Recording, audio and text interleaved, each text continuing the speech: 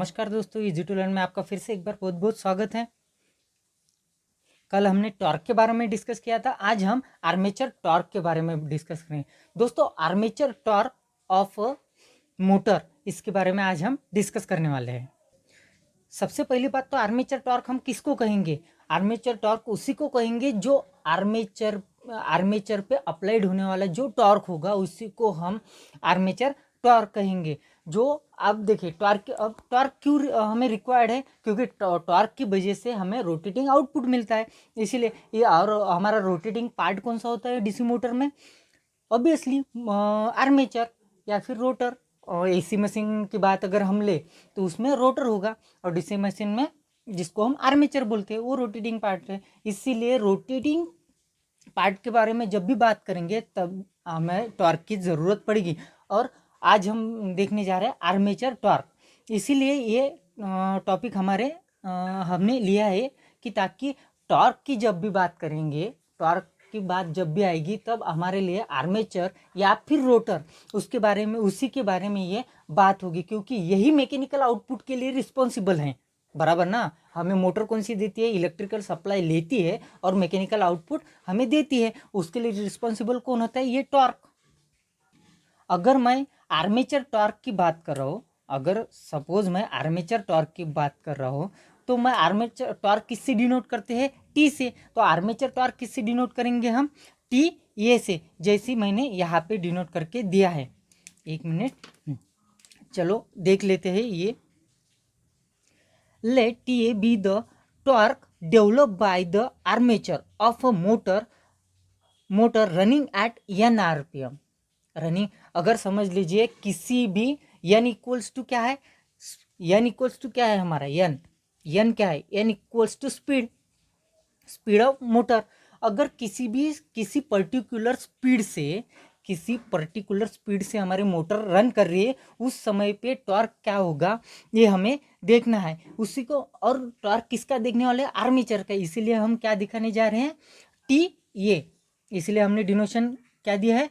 T A. अब अगर मैं यहाँ पे बात करूँ, एक मिनट, अगर मैं यहाँ पे बात करूँ पावर डेवलप,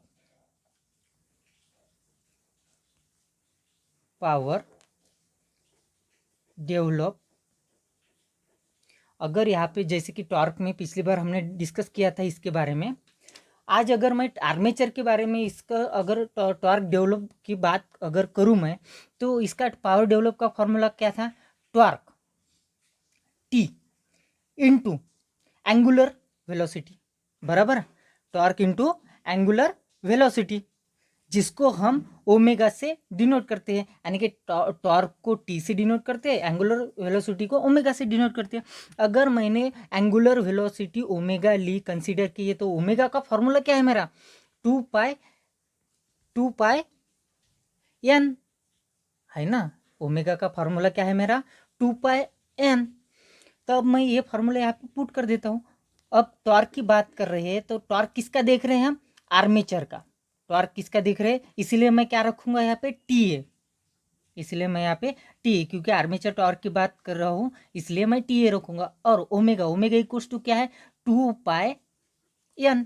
अब देखिए ये मेरा, अब पावर डेवलप मैं यहाँ पे पावर की बात कर रहा हूँ, इसलिए मेरा यूनिट क्या हो जाएगा यहाँ पे? वैट। जाहिर सी बात है, अगर मैं पावर की बात कर रहा हूँ तो मेरे यूनिट क्या हो जाएगा? वैट। इसको मैं इक्वेशन 1 दे देता हूँ, इसको कंसीडर क्या करता हूँ? इक्वेशन 1। आप जरा नोट डाउन कर लीजिए ये बात, ठीक है? अब अगर मैं इलेक्ट्रिकल पावर की बात करूंगा, electrical power converted into mechanical power, क्योंकि मोटर क्या करती है? इलेक्ट्रिकल पावर का इनपुट लेती है और आउटपुट मैकेनिकल पावर में देती है। अगर electrical power converted into the mechanical power, electrical power converted into mechanical power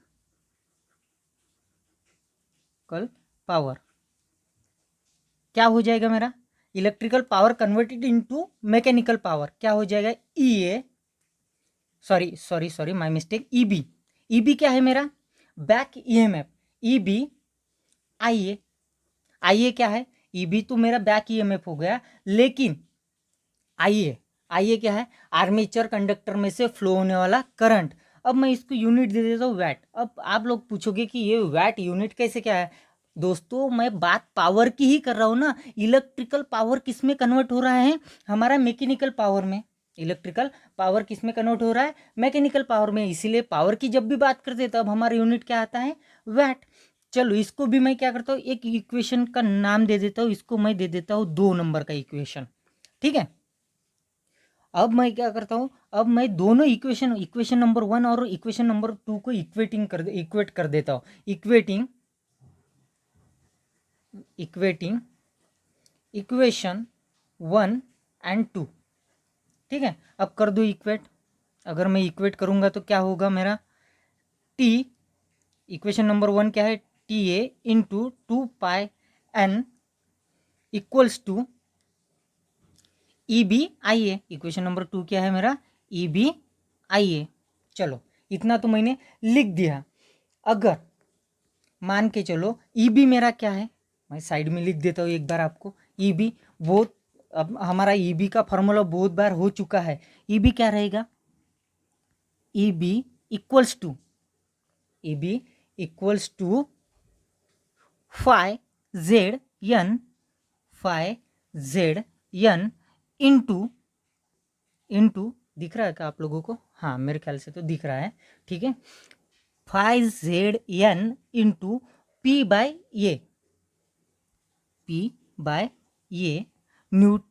sorry इसका यूनिट हो जाएगा वोल्ट, इसका यूनिट वोल्ट। अब ये फाई क्या है हमारा, ये फिर से कितनी बार बताया हम कि बहुत बार हमारा हो चुका है, फिर भी एक बार मैं बता। फाई क्या है, फ्लक्स। जेड क्या है, नंबर ऑफ कंडक्टर। एन क्या है, स्पीड। ये क्या है, सॉरी पी क्या है, पी है हमारे नंबर ऑफ पोल। ये है हमारे नंबर ऑफ, ये जो है वो हमारे नंबर ऑफ पैरेलल पाथ, ठीक है। और ये भी नथिंग बट वोल्टेज, इसीलिए हमने उसका यूनिट दे दिया वोल्ट, ठीक है। अगर मैं इस इक्वेशन में EB की वैल्यू पुट कर दूं तो क्या होगा, देखते हैं क्या होता है।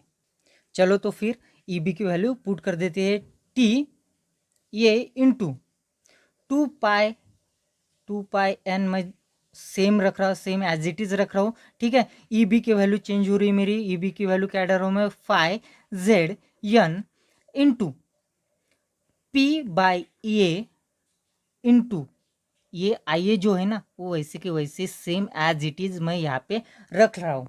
अब देखिए सिर्फ और सिर्फ मुझे TA की वैल्यू निकालना है, यानी कि टॉर्क, आर्मेचर टॉर्क की। TA इक्वल्स टू क्या हो जाएगा, क्या हो जाएगा, अगर मैं ऐसे लिख सकता हूँ इसको 1/2π 1/2π इंटू फाई जेड एन, ठीक है। और ये मैं IA लिख लेता हूँ यहाँ पे, IA। और ये बचा मेरा P/A बाकी सब वैल्यू आ गए कि इसमें, क्या, हाँ आ गए। तो इसका यूनिट क्या होगा टॉर्क का, न्यूटन मीटर। टॉर्क का यूनिट तो सबको पता ही होगा, टॉर्क का यूनिट क्या है, न्यूटन मीटर। अगर अगर मैं सिर्फ इसका कैलकुलेशन कर दूं, अगर कैल्शियम में आप करके देखोगे तो कितना आ जाएगा, TA इक्वल्स टू 0.159, ठीक है। ये इसका कैलकुलेशन आ जाएगा, बची हुई वैल्यू लिख लेते हैं, phi ZIA into P/A newton metre. ये हो गया मेरा TA। इतना मेरा TA यानी कि आर्मेचर टॉर्क निकल के आ गया। आर्मेचर टॉर्क आपको कभी भी पूछेंगे किसी भी एग्जाम में, तो ये फार्मूले में पुट करेंगे हम वैल्यू, तो निकल के आ जाएगा। फाई क्या है, फिर से एक बार देखते हैं क्योंकि ये बहुत इंपॉर्टेंट चीज़ें हैं।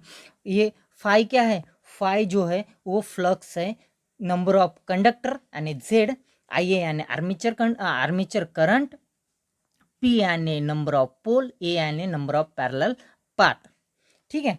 तो ये हमारा टॉर्क निकल के आ गया। दोस्तों किसी भी मशीन में अब एक बात कंसीडर कर लीजिए, एक आपके पास मशीन दी गई है, आपको उसको रन करना है। क्या आप उसके पोल चेंज कर सकते हो क्या? कभी नहीं, क्योंकि वो मैन्युफैक्चरिंग होके आते, उसके बाद हम उसमें चेंजेस नहीं कर सकते हैं पोल में, ठीक है। और बाय डिफ़ॉल्ट और कुछ मशीन ऐसी होती है जिसके हम पोल चेंज करते हैं, पोल चेंजिंग मशीन बोलते हैं उसको। वो तो वो तो बड़ी मशीन्स होती है, इंडस्ट्री में यूज़ होता है। लेकिन अगर आपको किसी घर की यूज़ के लिए जब भी हम किसी डीसी मोटर को लाएंगे, अगर उसको घर में पॉसिबल है कि उसके पोल चेंजेस करना, कभी भी नहीं, उसके हम पोल चेंज नहीं कर सकते। या इसका मतलब उसको खोल ही नहीं सकते, तो पोल कहाँ से चेंज करेंगे? ना ही वो, ना पोल चेंज कर सकते हैं, ना नंबर ऑफ कंडक्टर चेंज कर सकते हैं। अगर नंबर ऑफ कंडक्टर चेंज नहीं कर सकते उसके, तो नंबर ऑफ पैरेलल पाथ कैसे कर सकते हैं चेंज? नहीं कर सकते हैं दोस्तों। इसका मतलब कि number of conductor, parallel path, sorry pole, और नंबर ऑफ पैरेलल पाथ, ये दोनों वैल्यू हमारी कैसी रहेंगी? कांस्टेंट। इनको हम चेंज नहीं कर सकते। अगर एक बार मशीन मैन्युफैक्चर कर दी तो इनको हम चेंज नहीं कर सकते। और ये कांस्टेंट वैल्यू है, ये जो है हमारी, ये कांस्टेंट वैल्यू है। इसका मतलब अगर अगर मैं इन सभी को अगर कांस्टेंट पकड़ लेता हूँ, इन सभी वैल्यू को मैं कांस्टेंट पकड़ लेता हूँ, तो अगर मुझे T directly proportional, T A यानी कि आर्मेचर टॉर्क अगर डायरेक्टली प्रोपोर्शनलिटी में दिखाना है, तो मैं कांस्टेंट वैल्यू को हटा दूंगा। अब अनकांस्टेंट कौन है जो चेंज होते हैं? कौन से हैं? एक तो फाई, ये भी चेंज होती है, क्योंकि अगर हमने सप्लाई अगर चेंज कर दिया तो फाई भी चेंज होगा। अगर फाई चेंज होता है तो आर्मेचर करंट भी चेंज होगा। ये अकॉर्डिंग अकॉर्डिंग जैसे कि जनरेटर के केस में हमने पढ़ा था, जिस तरीके से लोड लगाते हैं उस तरीके से, उस हिसाब से उसका आर्मेचर का करंट भी चेंज होता है। मोटर में भी वही वही फंडा है, लोड के हिसाब से आर्मेचर करंट भी चेंज होगा। इसका मतलब अनकांस्टेंट जो है वो चीज़ें फाई और आई ए है, इसलिए T A directly proportional to किससे हो जाएगा? Phi and I A. Phi and I A, ये बहुत इंपॉर्टेंट इक्वेशन है। अगर मेरा करंट बढ़ता है, आर्मेचर करंट, तो टॉर्क भी बढ़ेगा, फ्लक्स बढ़ते हैं तो टॉर्क बढ़ेगा। ये डिपेंडेंट हो जाएंगे एक दूसरे पे। इसका बहुत ज़्यादा आगे चल के हमें काम में आने वाले हैं। चलिए, तो यहाँ पे थोड़ा सीरीज मोटर की भी बात कर रहे थे। ये तो था हमारा टॉर्क का इक्वेशन। इसके बारे में अगर सीरीज मोटर का क्या कहना है तो वो भी देख लेते हैं। डीसी सीरीज मोटर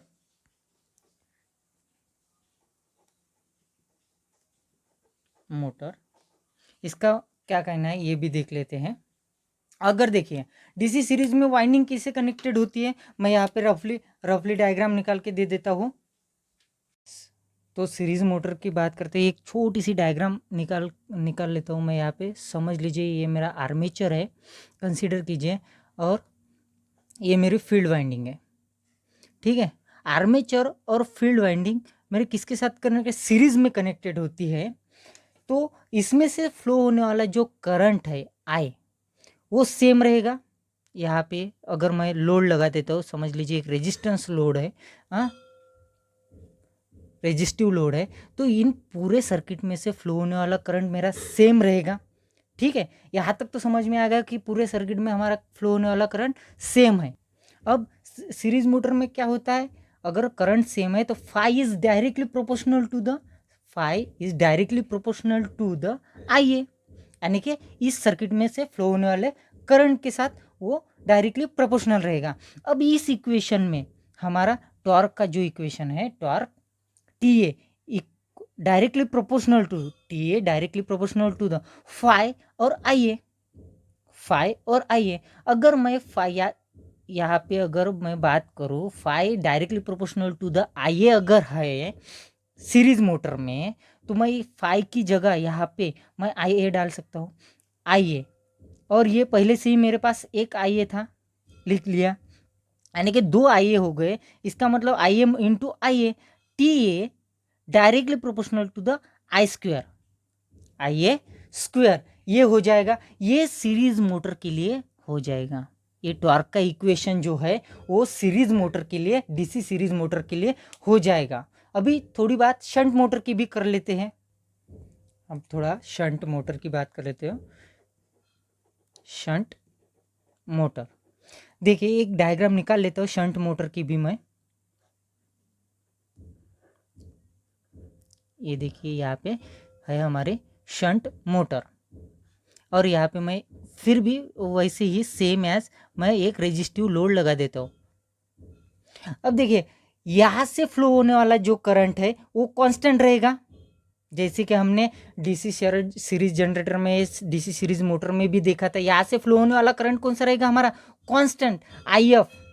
ये कैसा रहेगा, कांस्टेंट रहेगा। इसके अगर और फ्लक्स प्रोड्यूस कौन करते हैं, हमारे फील्ड वाइंडिंग, बराबर है। यहाँ तक तो हमें ठीक है।